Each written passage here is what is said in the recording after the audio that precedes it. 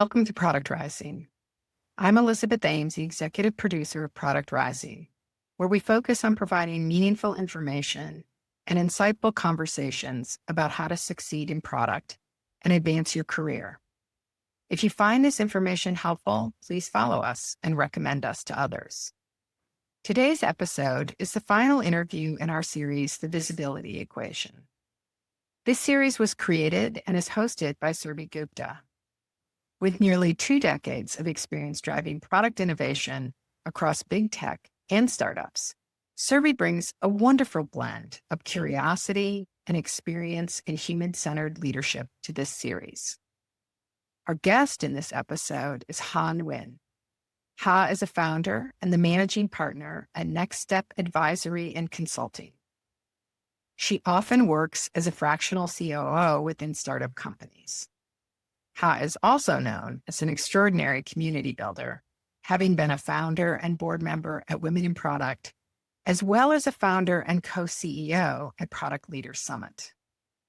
Ha holds a BS in economics from the Wharton School at the University of Pennsylvania and an MBA from Harvard Business School. And with that, I'll turn it over to Surbhi and Ha. Welcome, Ha. Nice to have you here. So great to be here. Thanks for the invitation, Surbhi. Yeah, in my experience, visibility is less about volume and more about intentionality, how and where one shows up. So today I really want to explore that nuance with you. So for listeners who may not know your full arc, how did you first enter product and what big problems were you solving? Okay, well, thanks for the question. So, gosh, I joined product so long ago before product was even a real thing. So I started at eBay back in the year of 2000 during the dot-com boom.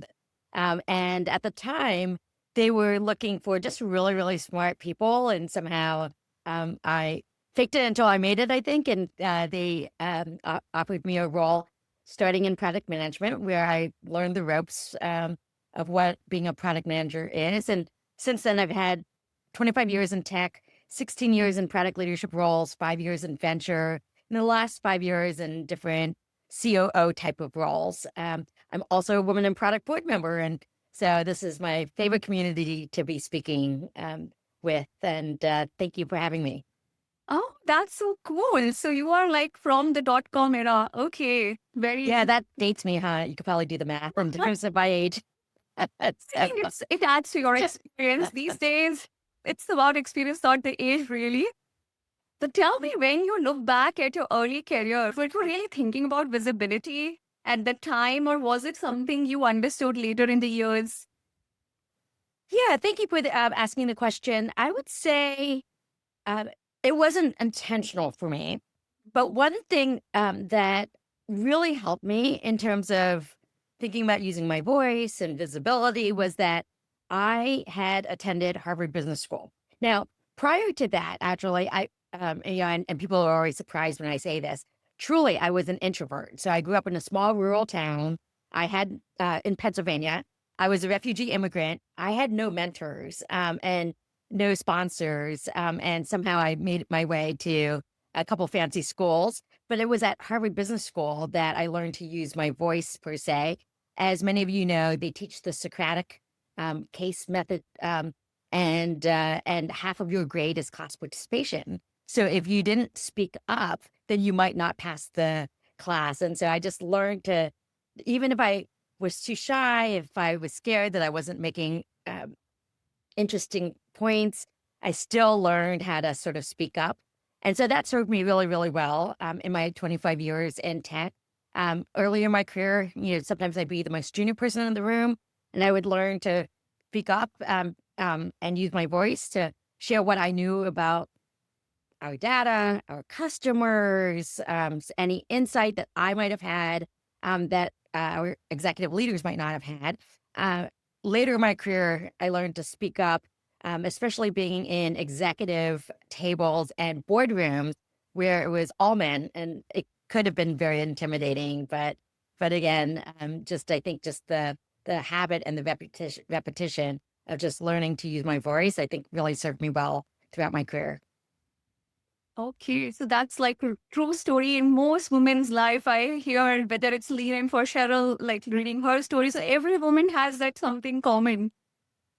So you started to speak up and then you became visible in your company. And now I know now how you are known as a connector. You connect people all around. So how did you grew that outside a particular org, which was not like bound to your role, but what inspired you to build this networking kind of visibility and being the connector?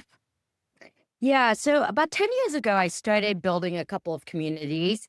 Certainly, Women in Product was a big one. And then another community called the Product Leaders Summit, which is my VP of Product CPO community. And at the time, I was looking really to solve my own problem, which was that as an operator, your head's down and it is so hard to lift up and build your network. And when I wanted to build my network, I looked around and I was like, where are my peers and colleagues that I might not have worked with, but who I could learn from and get inspired by. And since the communities that I was looking for didn't quite exist at the time, I really said, well, why shouldn't I create them? And so that's how I got started with community building. Around the same time, I also had joined venture capital for the first time. And in the world of VC, you're a successful VC if you can find the hottest deals, win the hottest deals, and then obviously um, get involved to help and support those founders until they exit. And it was really, really important to start building a brand, because otherwise, how would people know you? And so I did a lot of writing and speaking and hosting events when I was in venture. So I think all of that work that I've put in over the last 10 years of community building and building my brand and then speaking and writing publicly has really helped me to build a large enough audience. And so in building that audience and also having this philosophy of being a go-giver, which we can talk a little bit about as well, um, people just started reaching out to me and asking, "Oh, hey, hi, I noticed that you're connected to the so and so person. Would you be willing to make an introduction?" And I always have this philosophy of, you should always pay it forward. You should always try to be helpful, and so I would always make connections. And now these days, I think it's habit, and I think am known as the super connector, at least in my circles. So. I heard about super apps. Now I know super connected apps. Okay. No, I definitely believe in that. Even in outside work, in personal life, the more you know the people that you connect more people, then eventually you only grow your circle, and there are more ways to meet those people more often. I feel that if I keep my circle secluded, then the chances of meetings are also less. It's like more the merrier. Mhm. So I like that in professional world as well. And you touched upon that you went outside your comfort zone. And I think that's where it led to like your career and different opportunities came out because you were not staying in that non-visible zone. And then one opportunity just ladders up to another. Yeah, I think that's well said. Okay. Because many high performers believe that, visibility will be automatic. If the work is good, then I will just focus on work and it will be a side effect. What I don't believe that personally, because I haven't seen that happening in my career until of course, the work is super important. That's like a P0, but then you have to advocate for your work, find the sponsors, which is still work in progress. But what's your take on that? And what's your take on that? Let's start there. Yeah, well, yeah, I agree with you. I've always felt that you should ask for what you want, because you can't assume that people can read your mind, or that they'll always look out for your best interest without you sharing what it is that you're interested in. So I'll share a couple of stories with you. So back in 2001, so this was 1 year after I had started at eBay. I really wanted to manage people. So I basically went out and just said to my manager, I want to be promoted. I want to manage people. And then my boss at the time had asked me, well, why do you want to manage people? I was like, well, I want to be a VP one day. And so I can't get there without managing people. So I was pretty bold.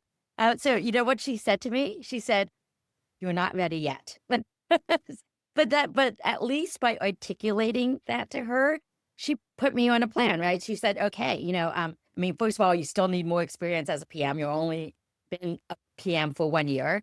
But if you really want to become a manager, here's your path to get there." And she worked with me and another leader that she saw as high potential on a path to management, including paying for courses that we took on management, also giving us a special project. It was me and David Jesse, my peer at the time.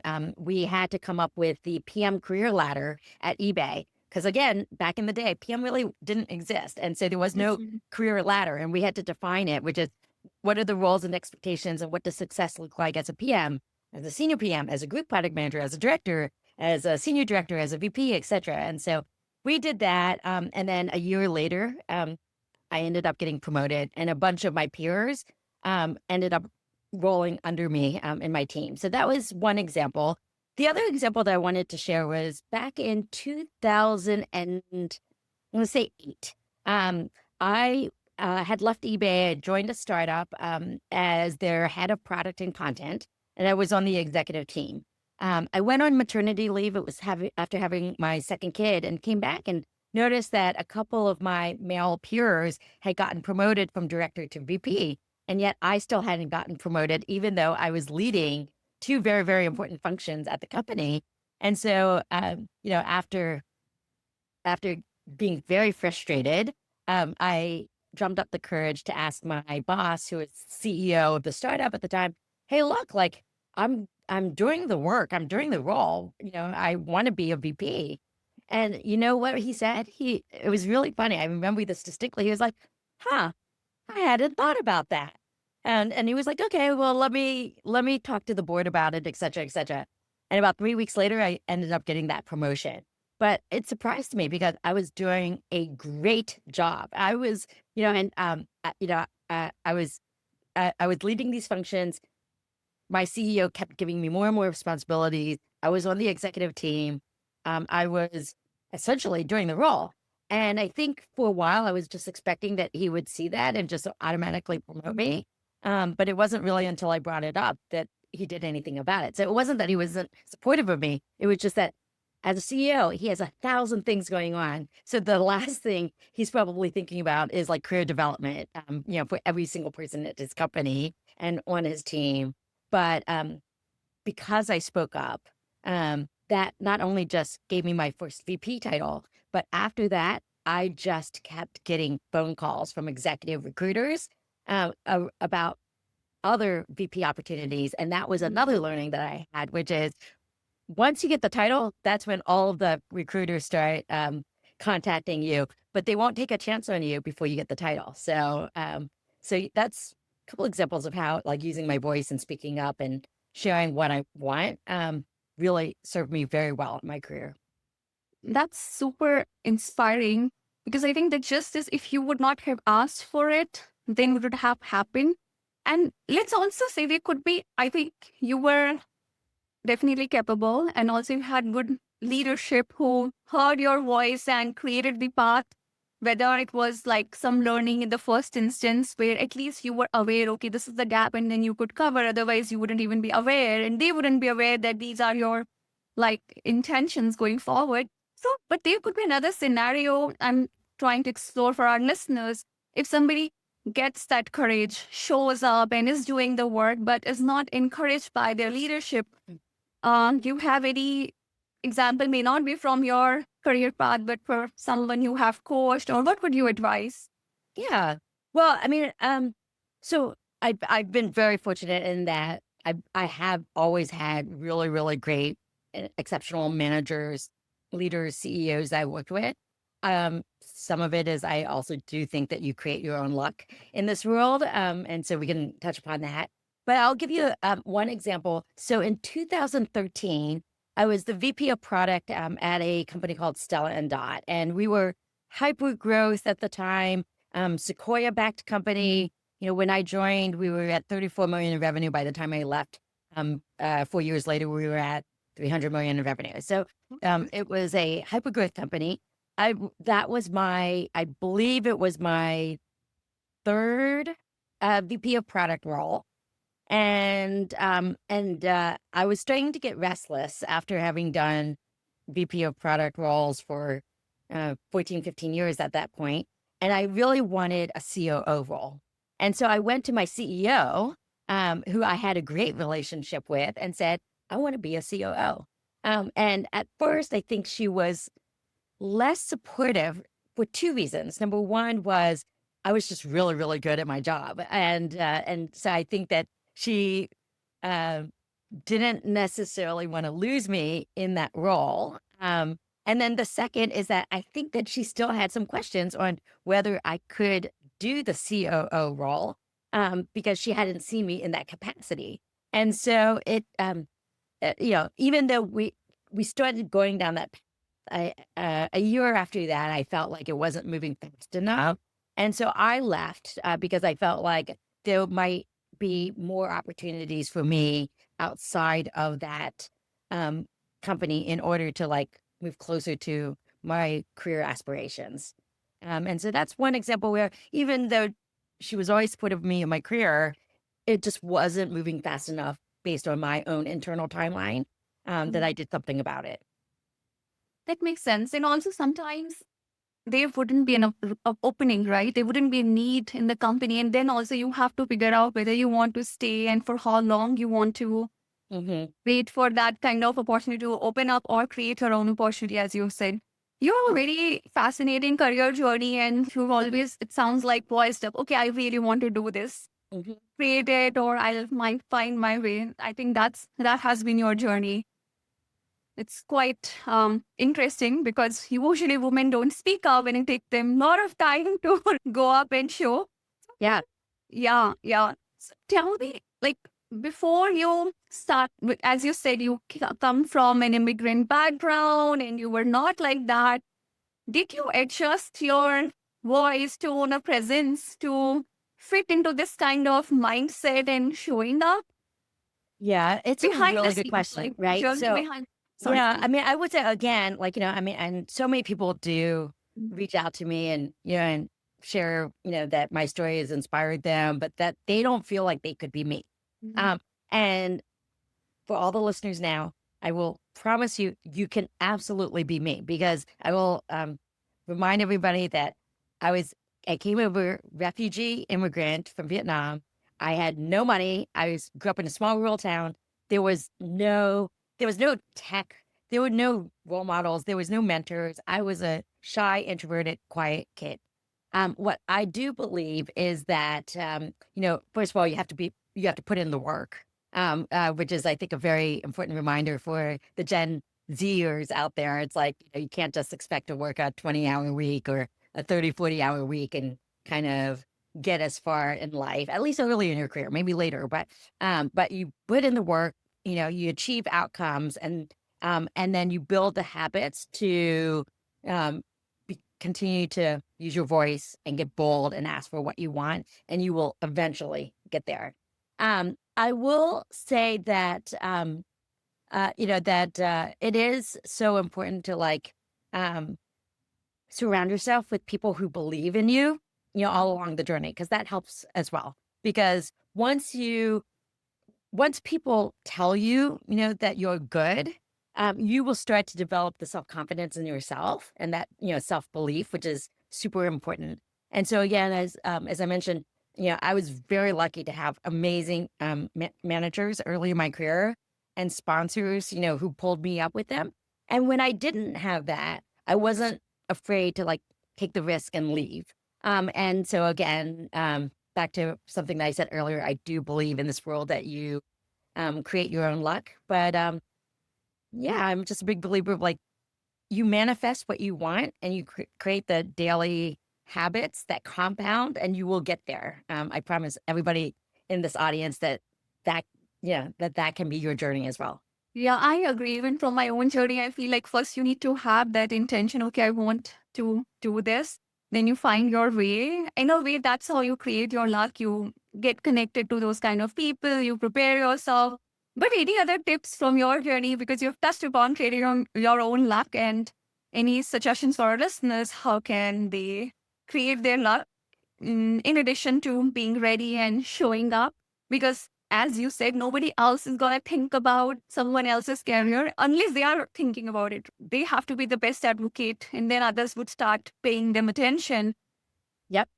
So I would say, everything that I said before is super true, right? It's like, first of all, you have to be really good at what you do. You have to put in the work. You have to advocate for what you want. And then you got to take some risks, which is if you're not getting what you want. I haven't been afraid of like leaving companies without having the next thing lined up because I had belief in myself that I would figure it out and would find another environment that would continue to support me in my career. Now that I am where I am, I'm now a big believer of like building your personal board of directors. And so we haven't touched upon that yet. What I'll share is that sometimes the best people to learn from aren't folks within your own company, and especially when you get to a certain level at the top.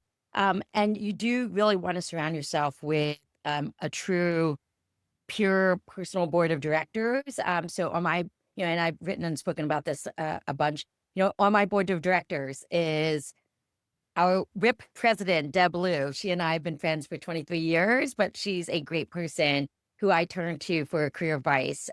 One of my old bosses, Craig Donato, has always been super supportive of me and my career, and he's been a serial CEO. I will go to him with, for advice and perspectives. My friend Sunny Mayugba, who has been a peer of mine across 2 different companies. Like, every time I'm at a career inflection point, I turn to him for coaching and advice.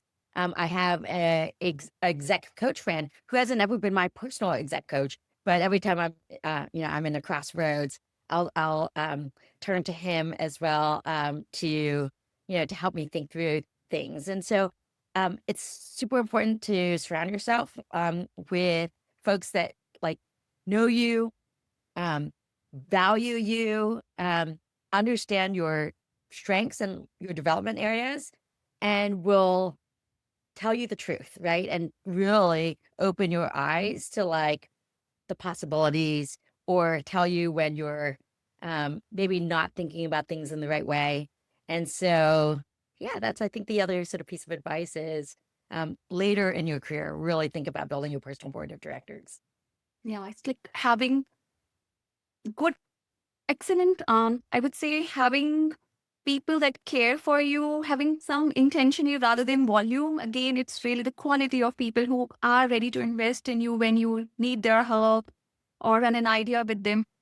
Because these days people believe in quick networking, right? And instant gratification. I do see many times somebody would pop up on LinkedIn and ask for something, and some people succeed at it because they are not transactional in nature. Any suggestions on this? Like, how should people focus their visibility energy on and in building these lifelong relationships? As you said, like having a networker friend for 23 years who will be definitely knowing you so much more. What do you want? When will you be happy? So any suggestions for our listeners on that? Yeah. Well, not surprisingly, a lot of the folks in my personal board of directors I have worked with in a past life, and so, so it's helpful when you've worked with them because they really do know you well, really well, right? But I would say that people tend to not nurture those relationships, and so I would say that invest in nurturing the relationships, especially with the handful or dozen people that you may have worked with or collaborated with at some point in your career, because that's, I think, a good pathway to like really building your board. If you haven't worked with them, but there's somebody that you really admire, I would say figure out a way to do a project with them, right? And so, when you work on a project together, you develop that deep trust, that rapport, that vulnerability, where they would be the first to pick up the phone, when you call them. And so be very, very intentional about it. Everybody can build their own personal board of directors, but it's not, like you said, just cold emailing somebody that you admire and say, oh, will you be on my board? Busy people don't have time for that, but like figure out how can you find a project to work with me on, or anybody that you admire, and really collaborate that way, and then good things will happen. Yeah. Or create value for somebody, then they would be Mhm. more open to it. Especially in like today's era when, let's say, somebody's working for FANG or some big companies, they have their immediate team. Definitely people know, and then there are East-West projects.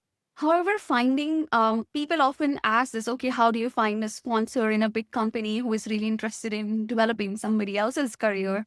I think one advice is like really finding a common project.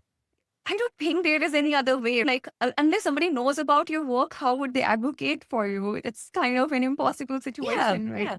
Well, if you're in a family, and I have mostly been a startup girl, Mm. and so so there's probably other people who would answer the question differently.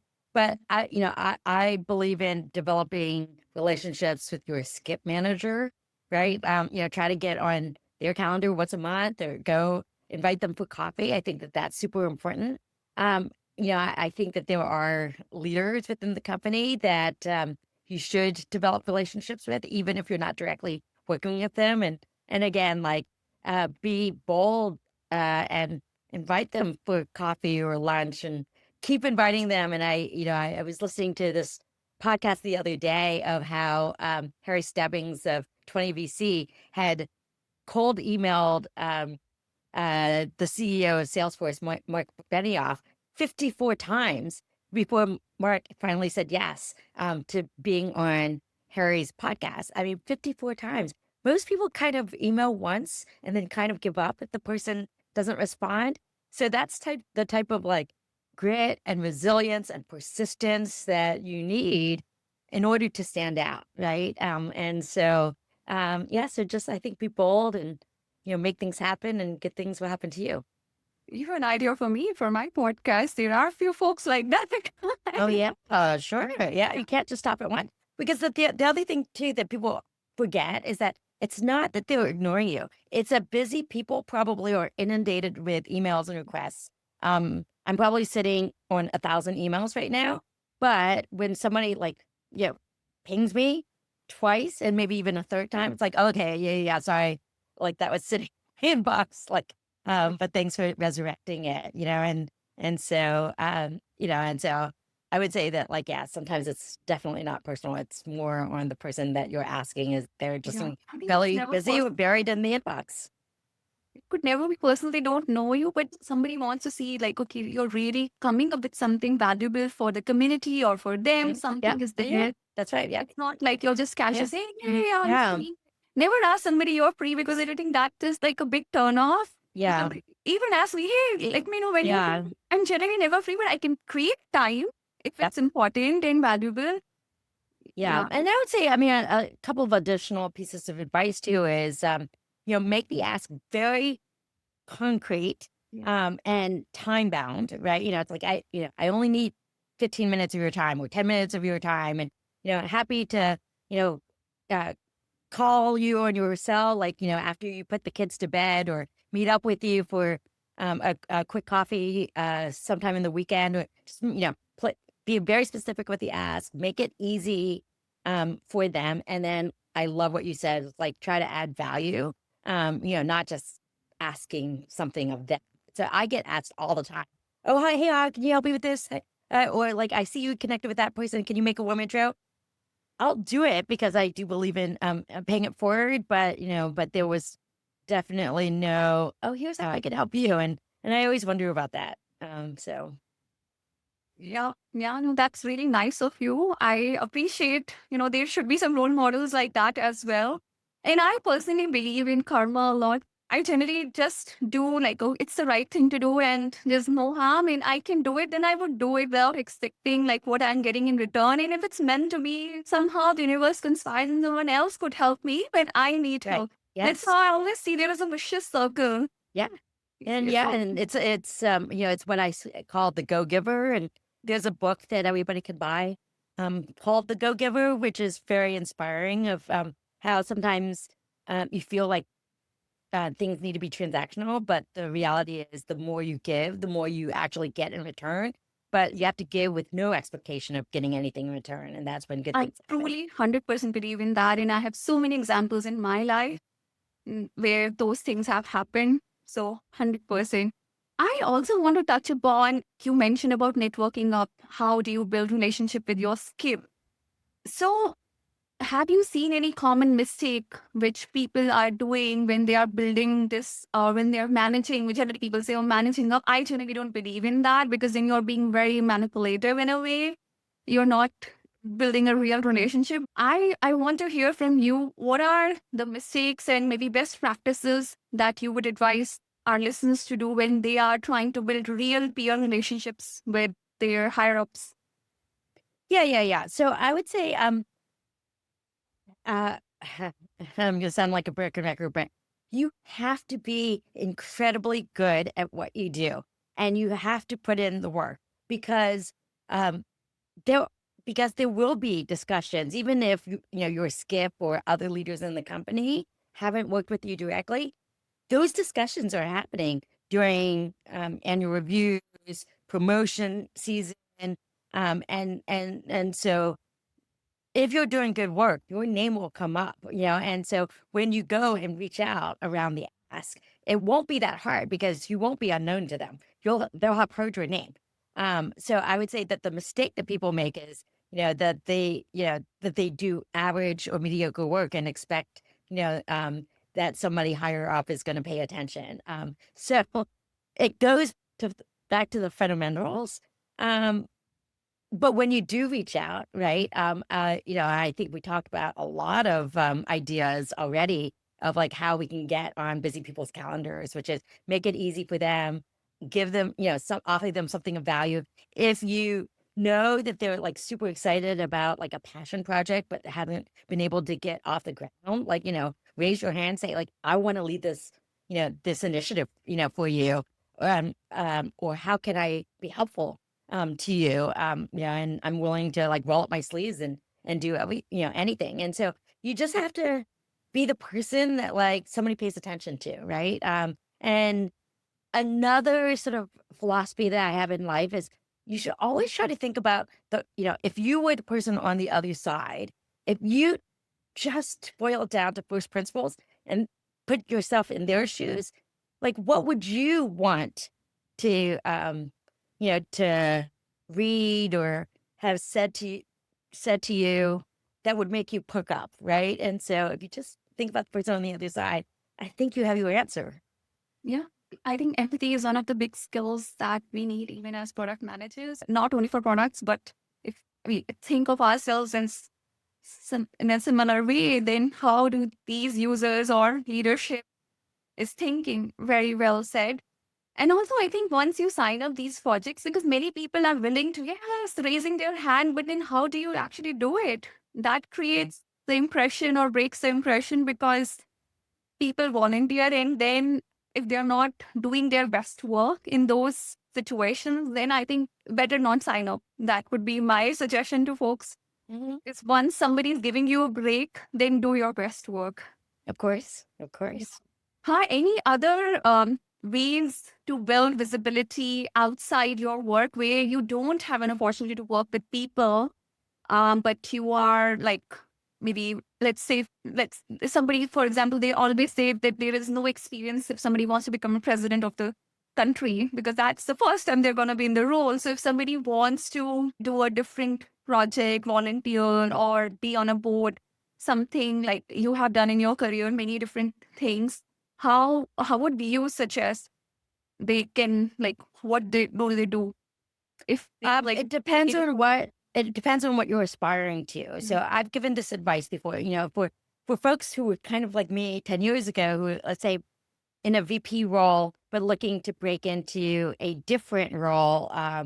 So 10 years ago, I was VP of product. I wanted to become a COO. And how do you do that, right? The advice I give now to people like that is actually your hack would be to hire a coach, but ideally a coach who has been a COO or is currently in a COO role now. and hire them, pay them, learn from them in terms of, what it took for them to get there, right? So what are the skills that are needed? And, learn from them, get coached by them. Then, when they see opportunities, because if you're an experienced COO, you're going to see dozens and dozens and dozens of opportunities throughout the year. They will keep you in mind when an exec recruiter says, "Oh, hey, Dave, I have this interesting COO role coming up." They probably, don't have the bandwidth or the interest of doing it, but they would be the first to recommend you. Oh, I'm busy right now, but you should really talk to Surbhi. She's amazing. And while she's still earlier in the COO journey, she's somebody I vouch for. So that's one thing that I think a hack or piece of advice that I would have is, if you have a career aspiration in a role that's different than you, see if you can find a coach who's done that role plenty of times before. And then I also believe in building your personal brand. So like reading, writing, sharing, thought leadership, LinkedIn, X, whatever platform you feel comfortable with, because that just opens the doors to lots of opportunities. Oh, that's super interesting that you have touched upon, because I felt your progression had been mostly 10 years of your life from 2000 to 2010, when we didn't have all of these, the influencer kind of opportunities online. So tell me more. How have you incorporated those things in your journey, and how have they paid off? Yeah, in terms of like writing and posting on social. Like early on. Early on. Well, I started about 10 years ago when I moved into venture. And again, as I mentioned, you need founders to find you. And so I would host events. I would speak on panels. I would sometimes give keynotes. I would write a lot, and I would share my writing on social. And so that allowed me to start building the habits that I continue even to this day, even though I'm not in venture anymore. One of the many roles that I play today is a fractional COO. So I work with early stage founders, I do work with some seed founders, but seed through Series B, either being a fractional COO or sort of playing the role of a missing executive. But how do people find out about me? Because I write and post a lot. And even if it's not writing or posting about the work that I do with founders, because I stay top of mind, I'll get a lot of referrals. So like I'll have somebody who follows me who might have recently talked to a founder, and then thinks of me to make the introduction because they saw my post from yesterday or last week or something that like made them think, oh, I should make the introduction. And so, again, just like staying top of mind. It's true. I've learned a lot about just branding and marketing over the years. And it's true what they say that like it's 7 touch points with the brand before you enter the consideration set. And I would say that it's 7 touch points with any individual before they, remember you and keep you in mind for possibilities, openings. That is so well said, because it's like out of sight, out of mind. That happens all the time. Even when I was once hiring a coach, there were many excellent coaches, but in that situation, this person popped up in my mind because they were always sending me newsletter, and I forgot about others. And I was like, okay, let me just message and check. And then it definitely built of course, I gave business to them, but to someone else. And then later on, I was like, oh, this person was actually much better, but they were not on top of my mind. Mm-hmm. So I think this is again going to that if you're good, you have to, in a way, speak up that, okay, pick me. And this is another way that you are on top of people's mind by coming up more and more. I think this is something that we often forget when we get the role. We are so engrossed in that we are like, okay, let me take a break from social media now. That's how they're like a sine curve, very active and they're not active. But I think consistency matters here, right? From your yeah, sure. Okay. Tell me, is there anything that you uncovered about visibility that is you took longest to accept that people would generally not expect? By building all this networking, there are some pros and cons. So something that was surprising in a way.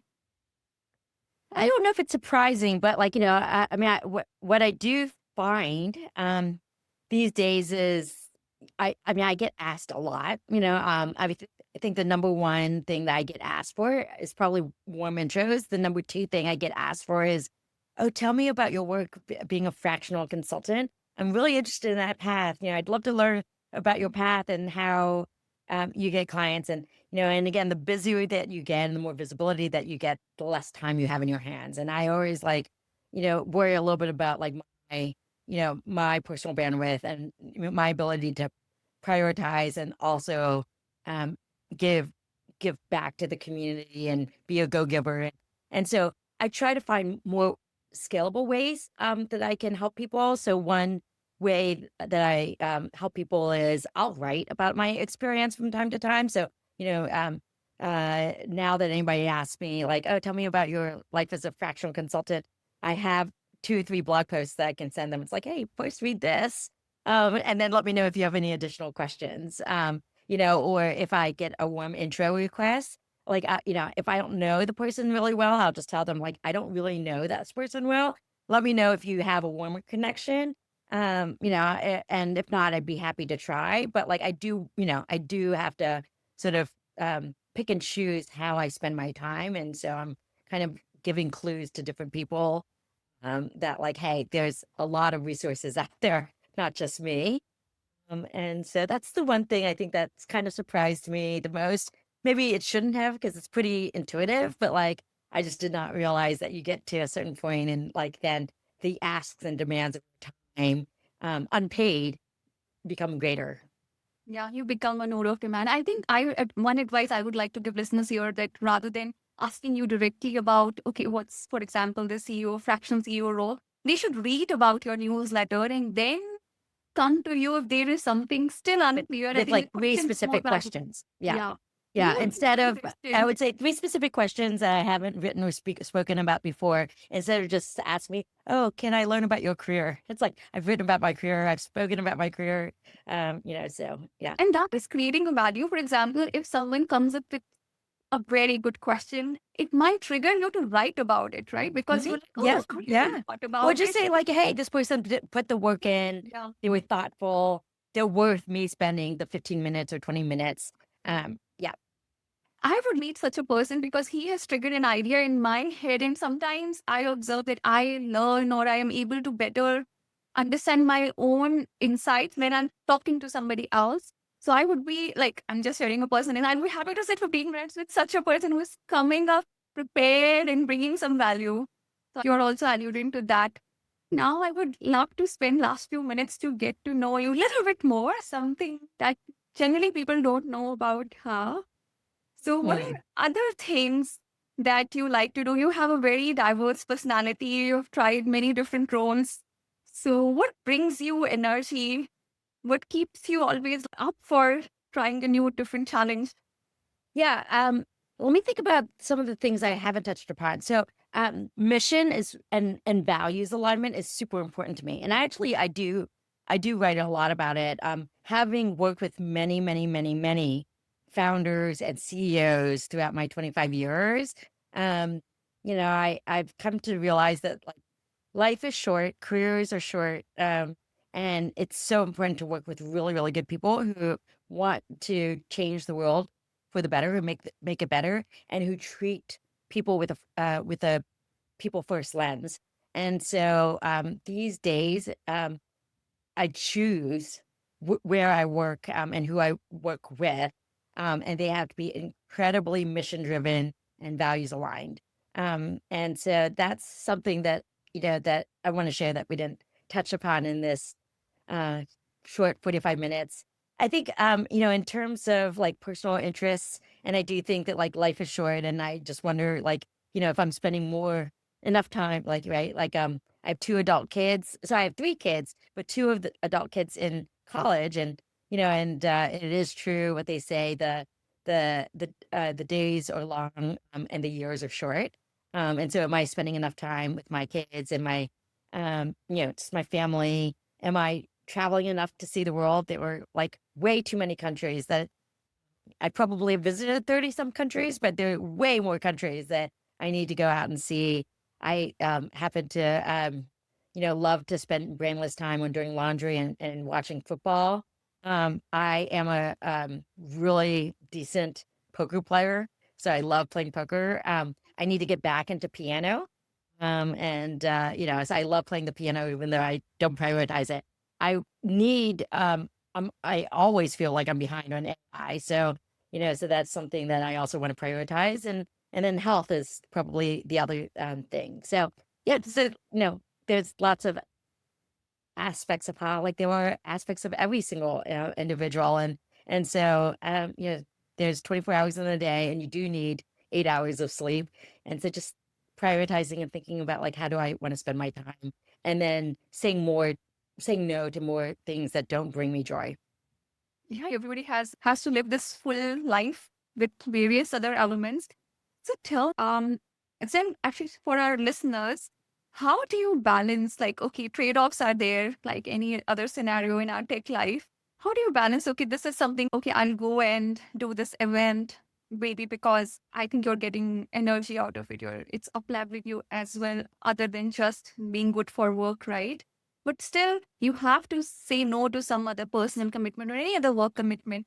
Do you have any framework or any suggestion for listeners so it becomes easier for them? Because many people, I think, face this hurdle, especially in the path of building their visibility. Yeah. That, yeah, it's nice to have, it's not a must have. So I'll rather compromise on this and focus on other areas. So I want to basically just inspire our listeners that, there is a possibility where they can manage both beautifully. So Yeah. I want to learn from and share from your experience. Yeah. Well, it's a good question. I don't know that I have a framework, but I'm going to come up with one in the spot. So, We so can I would make say, it together. yeah, I would say, for anything, that you might choose to do or not do, I'd probably look at it as, is it bringing me closer to my goals? And then is it something that sparks joy? And then naturally, if you mapped it out on a 2x2 matrix, right? The things that you should absolutely say yes to are things that bring you closer to your goals, career goals, or other goals, and that also spark joy. Like, that's where you should be spending all of your time. And obviously, saying no to anything that doesn't bring you closer to your goals or spark joy. And then you can kind of, for the other quadrants, probably balance a certain percentage of your time, right? There's probably 20% of your time that, even if it doesn't bring you closer to your goal, career goal, or likewise, but it brings you joy, that could be travel, that could be, playing the piano or spending time with your family, or whatever it is that you should be doing that. And then in terms of bringing you, or bring you closer to your career goal, even if it doesn't spark joy, I do believe, that, you, if you can build the habits, that then move you closer to your goals, you will get there. And it is, sometimes it's painful, right? Like, people are always asking me, like, how do I build my network? Like, I want to build my network, and then I'm like, well, how much time are you spending doing it? Oh, I'm not spending any time, well, I'm afraid. It's like, well, you have to just do it. So then put it on your calendar, make time for it, and then do the work, right? Like, maybe you export your LinkedIn connections, and then you go through the entire, like, list of 500 or 1,000 people and circle the folks that you would love to reconnect with, and, reach out to them. But people aren't doing the small daily habits that compound over time that get them closer to their goals. That is so important. I think I'll just add that visual for compound interest, how it adds up. Because I would like to share with folks, even if they are doing 1% change, and over the year it's 37%, you will be like a different person in a few Mhm. years. I totally get it. And I think Yeah. one more thing I would add, which I personally do, not everything brings me joy, but I try to do things that bring me a lot of joy so that I have some bandwidth to do the things which are Yeah. right. So I was Find things that give you energy so that you have more energy to deploy into other areas. Yeah, I love that. I want to talk about skills actually here. You touched upon that a little bit. what can folks do to build in order to be really good, apart from just, let's say somebody is an engineer who is really good at writing code, what other skills are valued in building visibility that you have seen from your own experience, other than like, yeah, they need to be like intentional, decent in conversation, but Yeah. that people Yeah. don't know. Yeah. Well, I mean, so something else that we haven't touched upon is, um, I would just say, and this is the fundamental skills of a PM, but it serves you really well when you want to get to like the executive levels, is speak the language of business and finance. So, sometimes as you gave the example of the engineer, right? The engineer might be really good at coding, but AI is going to code for us in the future. So if that's all you're good at, it's going to be really, really hard for you to progress in your career. However, if they have learned to speak the language of business and finance, and then also, have an obsession with the customer, then they can speak multiple languages. They understand how their code might impact, the metrics of the business that would then lead to increased enterprise value. And then they can talk intelligently with the executives, not just what my code did in terms of features, but like what my code did in order to impact the business results, and to grow.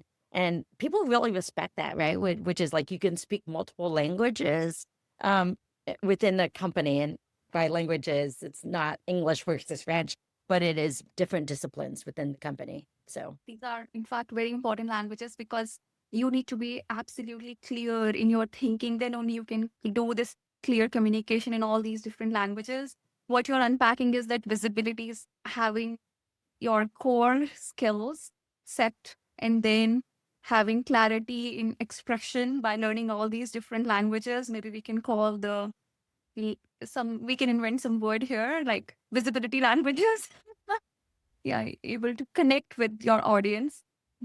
What's any resources, any books or podcasts that you want to recommend? Or yeah. So let's see. So the podcast I've been listening to a lot lately. Yeah, I'm still very connected, like in terms of interest in the VC world, and so I do listen to This Week in Startups. I listen to 20 VC, even the All In podcast, which has veered a little bit more political. So I'm always trying to like continue to stay up to date in terms of the world of venture, the world of startups, even the world of AI. In terms of books that I really like, some of the books, I mentioned The Go Giver. I would like, the 20-hour work week, 7 Habits of Daily Effective People. So some of the classics of just like, just continuing to like think through what does leadership mean. Um, you know, um, AI will never take away what being a strong leader is. And so I do think that there's a lot of leadership books that you should be reading around just, how to think strategically, how to think about being a first principles thinker, understanding sort of the impact of history and how it will, inform us of like what might change in the future. There's, just be a well-rounded overall person. Develop your sense of curiosity. And again, I think if you put in place all of the daily habits, you're going to just be a phenomenal success one day with a huge network and an amazing board of directors, and you're going to achieve all your career goals and dreams. So I really believe that, and that's my wish for the audience. thank you. This is beautiful. Thank you for sharing your journey. What is the best way for audience to connect with you? You said you are pretty active on X, LinkedIn. Oh, yeah. I used to be active on X when I was in venture. I'm now more active on LinkedIn, so people can connect with me if you type in Ha Nguyen, Nguyen. If you type in NextStep, which is my consulting firm, you'll find the right Ha Nguyen. So that's a good way to connect with me. Yeah, I look forward to continuing the conversations. Thank you for sharing your insights. It was great to be here. Thank you, Surbhi.